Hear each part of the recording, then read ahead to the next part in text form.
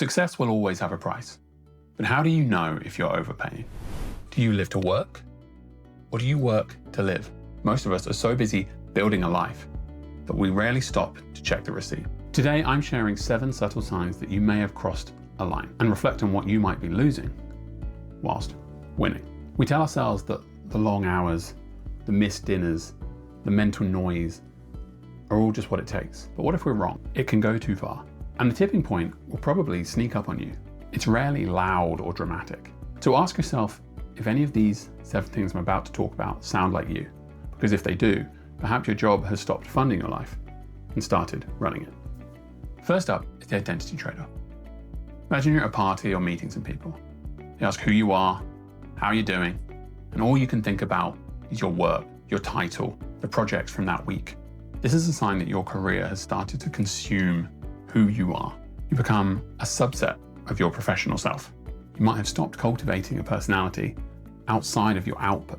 And if that job were gone tomorrow, you wouldn't just lose the salary, you'd question your sense of existence. And that's even scarier. So what if you couldn't talk about work for 24 hours?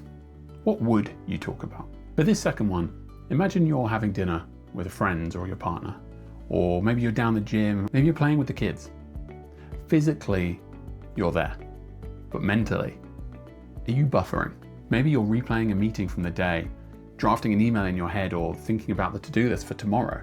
This is the relationship trade-off. When you're giving your loved ones your leftover attention, whilst your employer gets all that prime mental energy. The thing is that intimacy requires presence, not just proximity. And if this is you, then you're at risk of becoming a ghost within your own home. So think, when was the last time you went a full day without thinking about what it is you had to do next? Let's talk about the health trade-off. This one's not so subtle. Your body is constantly talking to you. Sometimes it's screaming. It's the tension in your shoulders. It's your clenched jaw. Or maybe it's that 3 p.m. energy crash that comes every single day, no matter what you do. When your career takes over, you start to mute these signals. You treat your body like a machine that needs to be fixed for the next job, with caffeine or even doom scrolling, just anything to just make it feel a little bit more numb, a little bit more ready to do the next thing. But you're cashing checks that your body can't afford. You're entering this health debt that you might not be able to repay in the future. You only get one body. Don't break it for a deadline. So is your body a source of energy, or is it a vehicle that you're driving into the ground? Okay, here's my big one, the creative trade-off. Do you still have useless hobbies? Things you do just because they feel good, not because they're productive, not because they might make you money, just for you. The problem when work takes over is it's easy to start looking at everything through the lens of efficiency instead of joy. If an activity doesn't improve or advance you in some way, it's easy to feel like it's not worth doing. It's a waste of time. The problem with that is you lose the capacity for play. When everything becomes a task, life just starts to feel like an endless checklist. So think, when was the last time you did something purely for fun, and not because it was good for you or because you had to? Okay, let's shift and pay attention to how you spend the weekends or your days off. If you see Saturday and Sunday as time to recover so you're sharp for work on Monday, then you've fallen into the time trade-off. Rest and recuperation should be there to help us live better, not just to increase our output the next day. When your off hours are dictated by the needs of your on hours, you've lost control of that time.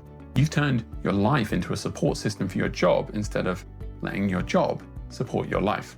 So really think, are you resting to enjoy tomorrow or get over today?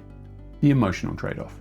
Now, I would suggest that everybody feels this sometimes, but if a single "we need to talk" email or project delay can ruin your entire evening or weekend, then you've handed the remote control of your happiness to your employer. And that means that your peace of mind is now a commodity that somebody else owns. How much of your current stress belongs to you? And how much belongs to a company that would replace you tomorrow if they had to?